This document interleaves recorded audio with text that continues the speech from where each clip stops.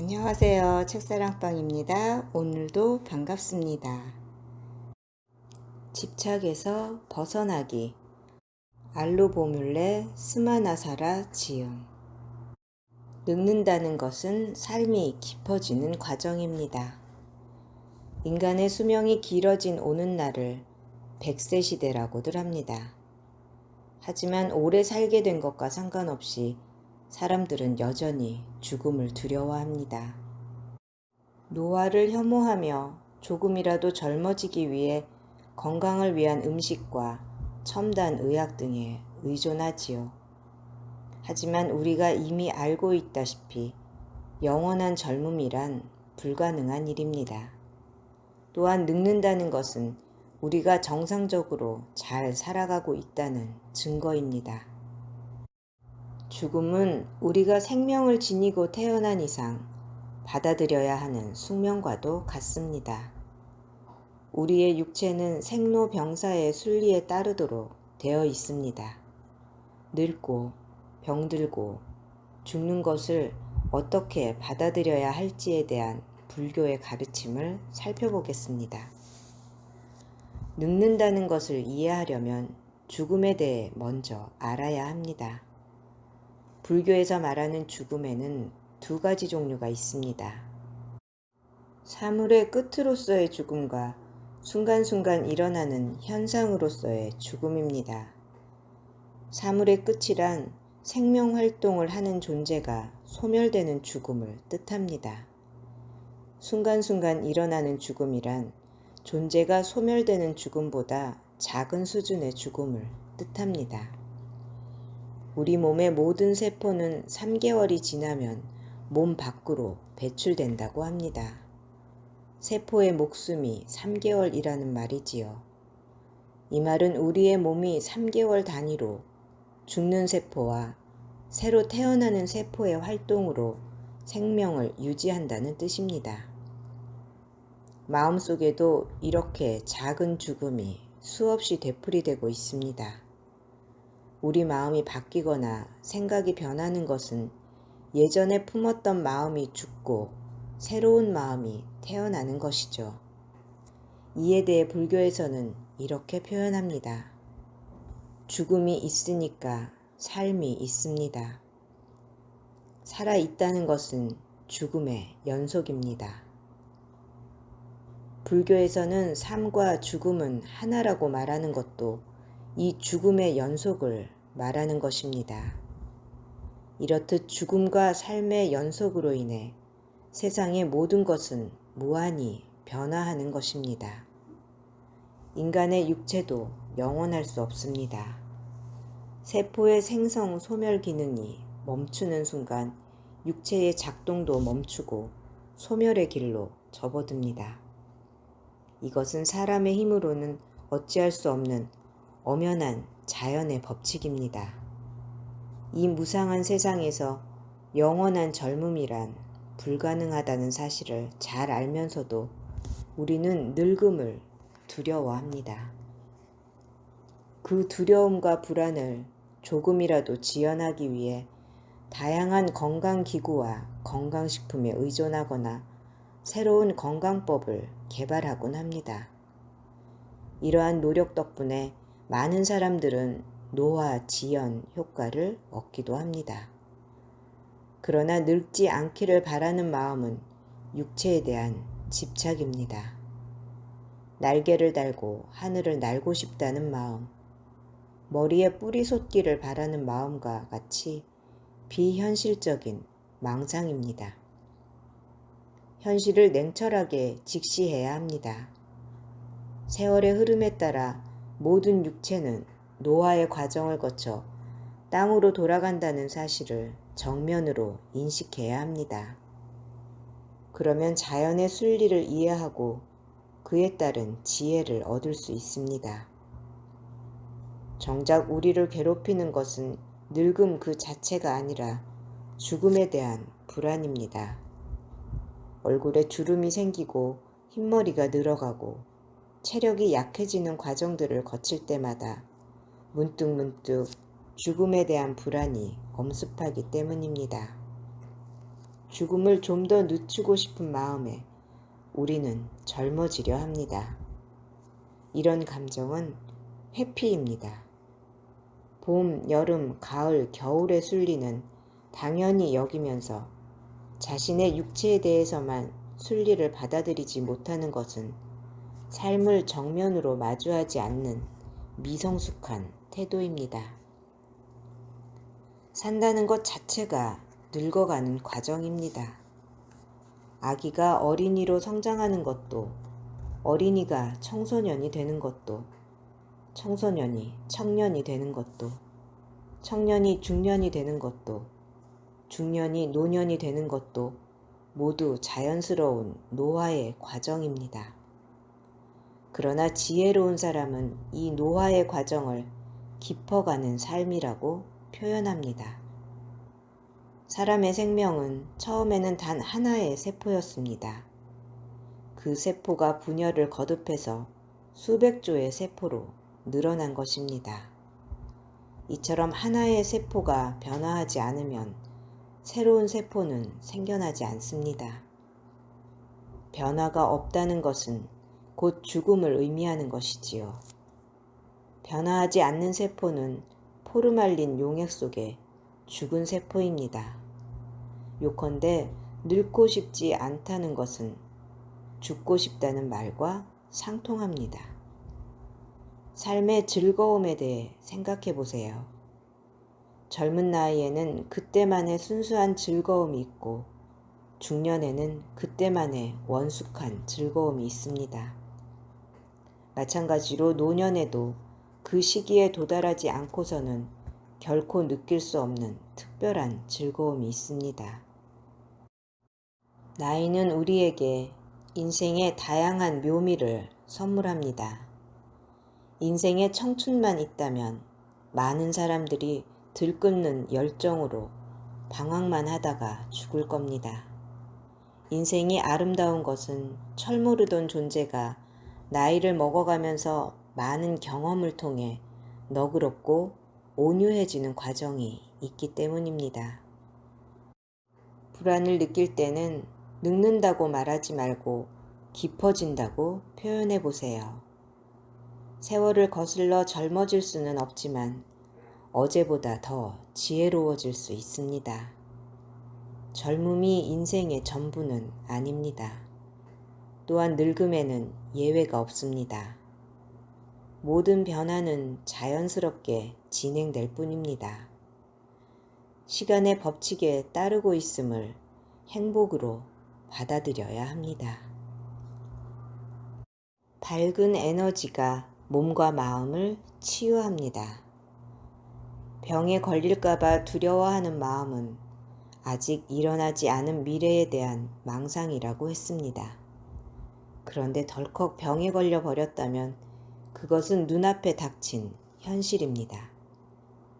우려하던 미래가 현실이 되었을 때 사람들은 커다란 충격을 받고 좌절해 버립니다. 사실 몸의 병은 치료를 받고 나을 수 있는데 마음이 먼저 나락으로 떨어지는 것이죠. 더욱이 병에 걸렸다는 사실을 증명이라도 하듯 몸의 이상 증상이 시작되면 마음은 더욱 커다란 고통에 빠집니다. 스스로 병들었다는 사실을 되풀이해서 생각하며 우울해하는 것은 병을 퇴치하겠다는 의지를 약화시키는 나쁜 습관입니다. 마음이 약해지면 몸은 회복되기는커녕 점점 더 악화될 뿐입니다. 이것은 악순환의 고리입니다. 몸이 아프면 마음이 약해지고 약해진 마음은 다시 몸을 더 아프게 만들기 때문입니다. 이를 극복하려면 많이 웃는 연습을 해야 합니다. 밝은 마음을 지녀야 긍정적인 에너지를 이끌어낼 수 있고 우울해지거나 나약해지려는 마음을 다스릴 수 있습니다. 특히 자비심을 가지려고 노력해보라는 말을 하고 싶습니다. 모든 생명을 가엾게 여기고 사랑하는 이 감정은 차갑고 날카로운 것마저 따뜻하게 보듬어주는 긍정적인 에너지입니다. 타인을 미워하기보다 안쓰럽게 생각하고 모기나 개미 같은 미물에 대해서조차 동정하는 마음을 가지려고 노력하다 보면 어느새 마음이 차분해지고 부드러워질 것입니다. 많이 웃고 많이 사랑하는 것이야말로 몸과 마음에 가장 좋은 약입니다. 간혹 말기 암 환자를 만날 때가 있는데 그때마다 환자에게 이런 이야기를 들려줍니다. 혹시 암을 유발하는 유전자를 갖고 태어나서 병에 걸렸다고 생각하세요? 앞으로 자신을 탓하는 그런 생각은 하지 마세요.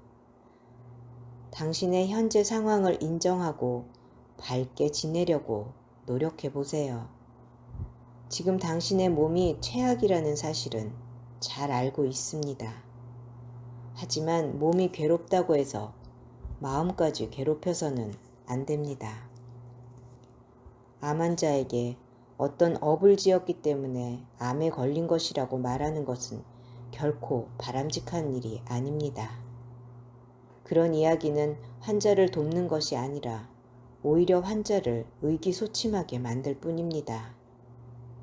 그가 어떤 업을 지었는지를 이야기한다는 것은 죄를 지었으니 벌을 받아 마땅하다고 잔인하게 성토하는 것밖에 안 됩니다. 그보다는 앞으로 밝게 생활하는 것이 왜 중요한지, 어떻게 하면 밝게 살아갈 수 있는지에 대한 구체적인 방법을 말해주는 편이 좋습니다. 그리고 마음의 건강을 위해 그가 지녀온 집착을 스스로 끊어버릴 수 있도록 조언해줄 필요가 있습니다. 웃음으로 삶의 에너지를 충전하세요. 우리 몸에는 특별한 배터리가 있습니다. 이 배터리는 생명력을 충전하는 원료입니다. 살아가는 힘을 충전하는 이 배터리의 유효기간은 죽을 때까지이며 고장도 나지 않습니다. 배터리를 잘 충전해 놓으면 우리의 몸은 정확히 작동합니다. 에너지는 무한히 만들어낼 수 있습니다. 비록 시간이 오래 걸리고 어렵긴 하지만 우리 몸에 살아가는 힘을 채워 넣을 수 있다는 것이지요. 어떤 사람은 에너지가 전혀 소진되지 않은 채 죽기도 합니다. 역사적으로 이름을 남긴 사람들이 그렇습니다. 이런 인물들은 1000년이 지나고 10,000년이 지나도 후대의 기억 속에 생생하게 살아 있습니다. 석가모니는 열반에 든 지 2500년이 지났습니다만 지금도 여전히 전 세계 사람들은 석가모니를 기억할 뿐만 아니라 그의 가르침을 배우고자 합니다. 이것은 석가모니의 에너지가 그만큼 크고 강력하기 때문이지요. 석가모니와 같은 에너지를 지닐 수는 없더라도 자기의 생명력을 충전시키려는 노력은 굉장히 중요합니다. 이 에너지가 크면 클수록 인생을 행복하고 즐겁게 살아갈 수 있기 때문입니다. 그렇다면 에너지는 어떻게 충전해야 할까요? 그것은 바로 웃음입니다. 신기하게도 그냥 웃기만 해도 삶의 에너지가 채워집니다. 웃을 일이 따로 있는 것이 아닙니다. 날마다 웃으며 살겠다는 마음만 있으면 웃을 수 있습니다. 인생을 살면서 우리는 수많은 고난과 시련을 만나는데 그럴 때마다 화를 내고 슬퍼한다면 스스로 불행을 불러들일 뿐입니다. 그러나 항상 웃으면서 살려고 노력하면 화낼 일이 별로 없습니다. 고민거리도 사라지게 됩니다. 인내심을 필요로 하는 공부도 마찬가지입니다. 공부는 어렵고 복잡한 내용을 이해하고 외워야 하는 작업이라서 짜증이 나게 마련입니다. 그러나 웃으면서 공부해보면 내용이 머릿속에 쏙쏙 들어오는 것을 느낄 수 있습니다. 이것은 당연한 일입니다. 웃으면 그만큼 에너지가 늘어나고 두뇌 회전도 좋아지니까요. 웃음은 에너지가 밖으로 새어나가지 못하게 하는 놀라운 효력을 발휘합니다. 따라서 살아가는 동안 어떤 난관에 부딪혔다 해도 웃음을 잃지 않으면 스스로 해결책을 찾아낼 수 있습니다. 웃으며 살아가는 방법은 결코 어렵지 않습니다. 안 좋은 감정이 들 때마다 웃음으로 전환시키려 노력하는 것입니다. 화가 났을 때 즉각적으로 화를 분출하지 말고 10초나 20초 정도 기다려 보세요. 그리고 화를 다스릴 수 있는 재치 있는 유머를 떠올리려고 노력해 보세요. 그 어떤 상황도 나를 화나게 만들 수 없다고 생각하면 유쾌한 분위기를 만들어줄 말과 행동이 표현될 것입니다. 원래 우울한 성격이라고 말하는 사람들도 있습니다. 하지만 태어날 때부터 우울한 사람은 없습니다. 스스로 그렇게 믿을 뿐이지요. 자신이 만든 쓸데없는 울타리를 걷어낸다는 마음으로 억지 웃음이라도 지어보세요. 미소라도 좋습니다. 행복하게 살겠다는 마음이 중요하니까요. 시시한 일이면 시시하니까 웃고 어이없는 상황이면 어이가 없어서 웃는 겁니다. 그러다 보면 미움도 사라지고 분노도 식어버리고 짜증도 내지 않는 자신을 발견하게 될 겁니다. 어느덧 성격도 달라집니다. 밝은 표정으로 크게 소리내어 웃으려 노력하면 너그럽고 긍정적인 성격으로 변할 겁니다. 인생에서 밝은 마음만큼 소중한 것은 없습니다. 밝은 마음은 영양제이자 생명의 에너지원입니다. 밝은 마음을 잃어버리면 그 자리에 화가 들어서게 됩니다. 한번 마음속에 자리를 차지한 화는 쉽게 떨쳐내기 어렵습니다. 화난 감정을 방치했다간 자기 파괴로 이어질 위험마저 있습니다.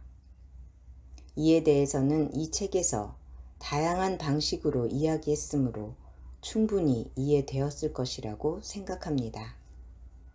웃음은 마음의 화가 자리 잡지 못하게 하는 최선의 비책입니다. 무슨 일이 있어도 웃자는 말을 좌우명으로 삼고 생활하시기 바랍니다. 웃음은 당신을 행복의 길로 이끌어 줄 것입니다. 들어주셔서 감사합니다. 사랑합니다. 축복합니다. 오늘도 제가 당신을 응원합니다.